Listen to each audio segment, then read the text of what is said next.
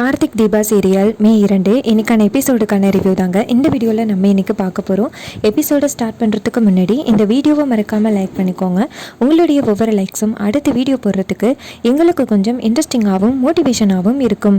Episode எப்படி start ஆகுதுன்னா பார்த்துக்கோங்க. ஆனந்த் சொல்கிறாரு, இங்கே பாரு தீபா, கண்டிப்பாக ரியா இந்த பரிகாரத்தை செய்வா அப்படின்னு சொல்லிட்டு அந்த இடத்துலேருந்து போகிறாங்க. அப்போ நம்ம தீபா நேராக அந்த ஜோசியக்காரரை பார்த்துட்டு, நான் சொன்ன மாதிரி சொன்னதுக்கு ரொம்ப நன்றி அப்படின்னு. அப்போ ஜோசியக்காரர் சொல்கிறாரு, இங்கே பாருங்கள் மேடம், ஒரு நல்ல காரியத்துக்காக தான் சொல்ல சொன்னீங்க, அதே மாதிரி நானும் சொல்லிட்டேன் அப்படின்னு. அப்போ ஜோசியக்காரர் அந்த இடத்துலேருந்து போனதோட ரியா கேட்குறாங்க, அடியே தீபா, இது எல்லாமே உன்னுடைய செட்டப்பா அப்படின்னு. அதுக்கு தீபா சொல்கிறாங்க, ஆமாம் செட்டப்பு தான், எங்கேயோ இருந்து வந்து வீட்டுக்குள்ளே வந்துட்டு என்ன பிரச்சனை பண்ணுற, உன்னை இந்த வீட்டை விட்டு துரத்தி அடிக்கிறதுக்கு நான் இதெல்லாம் பண்ணி தான் ஆகணும் அப்படின்னு. அப்போ ரியா சொல்கிறாங்க, உன்னை விட மாட்டேன், நான் இப்பயே போய் ஆனந்திக்கிட்ட சொல்கிறேன் அப்படின்னு சொல்ல, அதுக்கு தீபா சொல்கிறாங்க, போய் சொல்லு, அதை எப்படி ட்விஸ்ட் பண்ணி மாற்றி விடணும்னு எனக்கு தெரியும் அப்படின்னு. அதுக்கு அபிராமி கேட்குறாங்க, தீபா ஏன் தீபா இதெல்லாம் அப்படின்னு. அப்போ தீபா சொல்கிறாங்க, அத்தை நீங்கள் சும்மா இருங்க, அன்றைக்கி உங்களை தள்ளி விட்டா பாருங்க, அதுக்கே நான் பழி வாங்கணும்னு தான் நினச்சிக்கிட்டு இருந்தேன், எனக்கு இது ஒரு நல்ல வாய்ப்பு, இவளை நான் சும்மா விட மாட்டேன் அப்படின்னு தீபா சொல்கிறாங்க. அப்போ நம்ம ரியா சொல்கிறாங்க, நீ சொன்னால் நான் இந்த பரிகாரத்தை செய்யணுமா, நான் செய்ய மாட்டேன்டி அப்படின்னு. அப்போ தீபா சொல்கிறாங்க, இங்கே பாரு இரு வரேன் அப்படின்னு சொல்லிட்டு, ஆனந்த மாமா இங்கே வாங்க அப்படின்னு சொல்ல, ஆனந்த் அங்கேருந்து வராரு. வந்துட்டு, என்னாச்சு தீபா, எதுக்கு போய் என்னை கூப்பிட்டேன் அப்படின்னு கேட்க, அப்போ தீபா சொல்கிறாங்க, ரியா இந்த பரிகாரத்தை செய்ய மாட்டேன்னு சொல்கிறாங்க, இதுதான் பொண்டாட்டிக்கும் 2வது பொண்டாட்டிக்கும் உள்ள வித்தியாசம். இன்னொரு மீனாட்சி அக்காட்ட சொல்லியிருந்தா இன்னொரு அந்த பரிகாரத்தை முடிச்சிருப்பாங்க. நீங்களே யோசிங்க, உங்களுக்காக எத்தனை பரிகாரத்தை மீனாட்சி அக்கா பண்ணியிருக்காங்க அப்படின்னு. அப்போ ஆனந்த் கேட்குறாரு ரியா கிட்ட, என்ன ரியா பரிகாரம் பண்ண முடியாதுன்னு சொன்னியா அப்படின்னு. அப்போ ரியா சொல்கிறாங்க, இல்லை ஆனந்த், நான் அப்படியெல்லாம் சொல்லலை அப்படின்னு.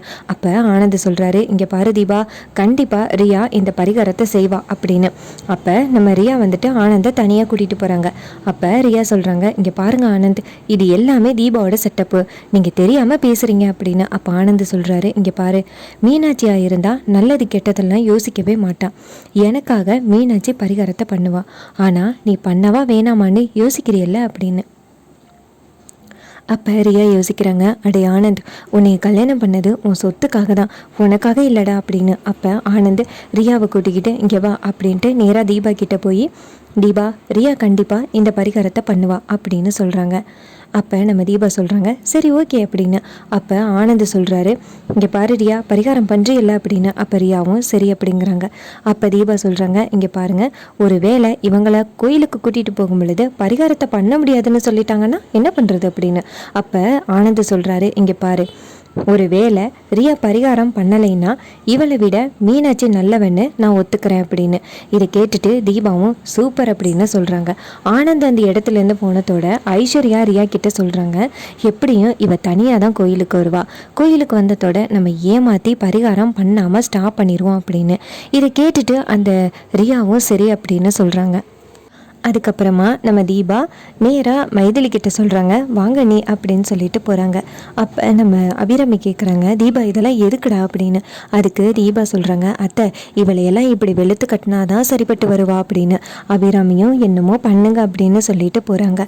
அப்புறமா தீபா சாப்பாடெல்லாம் எடுத்துக்கிட்டு நேராக நம்ம கார்த்தி வேலை பார்க்குற கம்பெனிக்கு போகிறாங்க.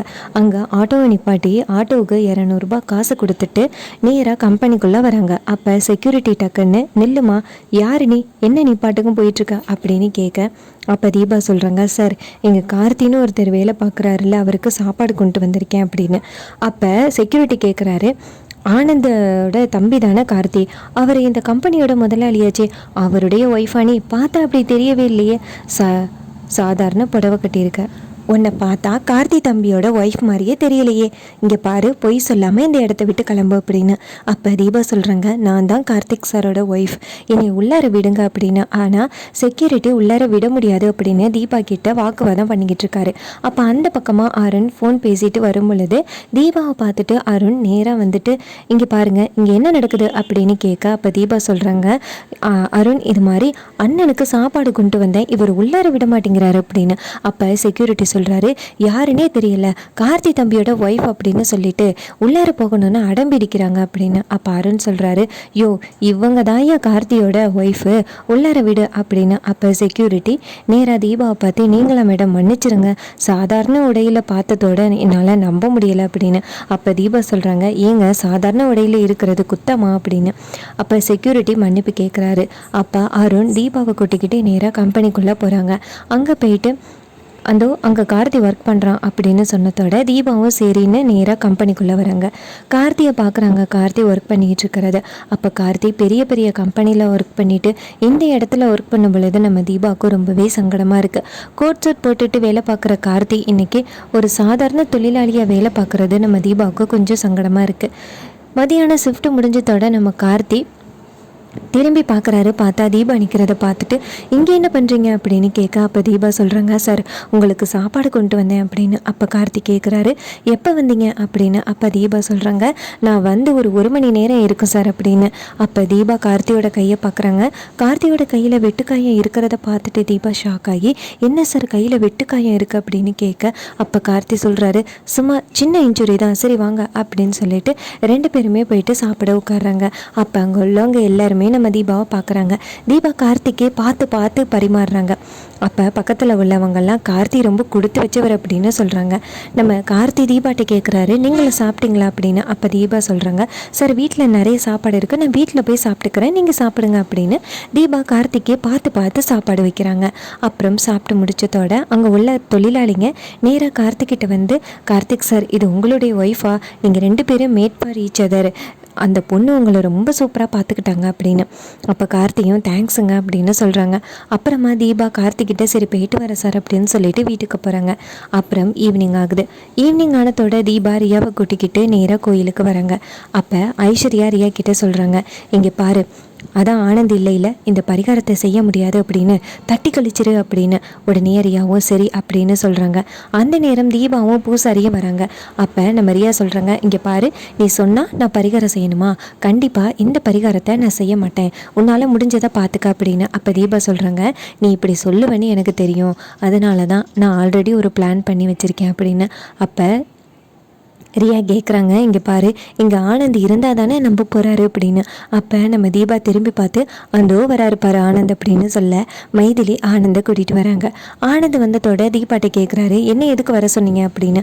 அப்போ தீபா சொல்கிறாங்க, இங்கே பாருங்கள், ஒரு வேலை இங்கே வேலை நடந்துக்கிட்டு இருக்கும் பொழுது என்னால் பரிகாரம் செய்ய முடியாது அப்படின்னு ரியா ஏமாத்தினா நான் என்ன பண்ணுறது, உங்களுக்கு ப்ரூஃப் பண்ணணும்ல, அதனால தான் அப்படின்னு. உடனே ஆனந்தும், என்ன ரியா பரிகாரம் பண்ண முடியாதுன்னு சொன்னியா அப்படின்னு. அதுக்கு ரியா சொல்கிறாங்க, அப்படியெல்லாம் நான் சொல்லவே இல்லை ஆனந்த், பரிகாரத்துக்கு நான் தயார் அப்படின்னு. அப்போ அந்த தீபா கேட்குறாங்க, சரி முதல் பரிகாரம் என்ன அப்படின்னு. அப்போ பூசாரி சொல்கிறாரு, இது மாதிரி இந்த கோவிலை 3 தடவை உருளணும் அப்படின்னு, அங்க பிரதர்ஷனம் பண்ணணும் அப்படின்னு. அப்போ ரியா கேட்குறாங்க, என்ன அங்க பிரதர்ஷனமா அப்படின்னு சொல்லிட்டு போய் உட்கார்றாங்க. அப்போ நம்ம தீபா தண்ணி எடுத்துகிட்டு வந்து ரியாவோட தலையில் ஊற்றுறாங்க. அதுக்கப்புறம் ரியா வந்து அங்க பிரதர்ஷனம் பண்ணுறாங்க. அப்போ நம்ம மைதிலியும் ஐஸ்வர்யாவும் தான் ஹெல்ப் பண்ணுறாங்க. அப்போ நம்ம மைதிலி யோசிக்கிறாங்க, ஐஸ்வர்யா உன்னையும் இதே மாதிரி ஒரு நாள் உருளை வைக்கணுண்டி அப்படின்னு. அப்போ நம்ம ஐஸ்வர்யா யோசிக்கிறாங்க, நீ என்ன யோசிக்கிறேன்னு எனக்கு தெரியும், என்னையே இதே மாதிரி உருளை வைக்கணும்னு தானே யோசிக்கிற அப்படின்னு. இன்னொரு பக்கம் ரியா 3 தடவை எப்படியோ வந்துட்டு அங்க பிரதர்ஷனத்தை முடிக்கிறாங்க. அப்போ ரியா கேட்குறாங்க, முடிஞ்சிட்டா வீட்டுக்கு போகலாமா அப்படின்னு. அப்போ தீபா சொல்கிறாங்க, இன்னும் 2 பரிகாரம் இருக்குது அப்படின்னு. அப்போ ரியா கேட்குறாங்க, என்ன இன்னும் 2 அப்படின்னு. அப்போ ரியா கேட்குறாங்க, 2வது பரிகாரம் என்ன அப்படின்னு. அப்போ பூசாரி சொல்கிறாரு, ரியா 2 கையையும் நீட்டுங்க அப்படின்னு. அப்போ ரியா 2 கையையும் நீட்டுறாங்க. அப்போ கையில் தீச்சட்டி இருக்குது. இதை பார்த்துட்டு ரியா செம்ம ஷாக் ஆகுறாங்க. ரொம்பவே இன்ட்ரெஸ்டிங்காக இன்றைக்கான எபிசோடை முடிச்சிருக்காங்க. அடுத்த எபிசோடை தெரிஞ்சுக்கணும்னா இந்த சேனலை சப்ஸ்கிரைப் பண்ணிக்கோங்க. இது வரைக்கும் இந்த வீடியோவை பார்த்த உங்கள் எல்லாருக்குமே ரொம்ப நன்றி. இதே மாதிரி இன்னுமே அப்டேட்ஸ் வேணும்னா இந்த சேனலை சப்ஸ்கிரைப் பண்ணிக்கோங்க. தேங்க்ஸ் ஃபார் வாட்சிங்.